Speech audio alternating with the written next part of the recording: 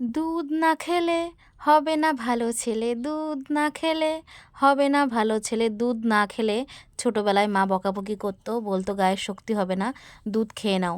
তাই দেখো এদিকে আজকে অনেক দিন পর একটা বাটিতে করে দুধ নিয়ে নিয়েছি আর সামান্য চিনি দিয়েছি, কারণ চিনি না দিলে একটু হালকা মিষ্টি না লাগলে ভালো লাগবে না।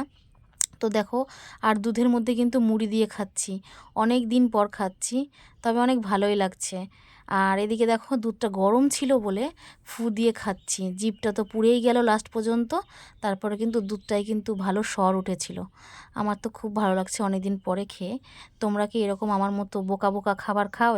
সকালবেলা উঠে এভাবে দুধ মুড়ি খেতে হয়, চামচটা এভাবে নিতে হয়, এভাবে ডুবাতে হয়, এই যে তুলতে হয়, তারপরে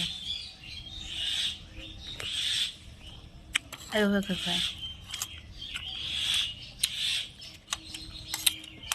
দুধ খেতে কে কে পছন্দ করো কমেন্ট করে জানিও।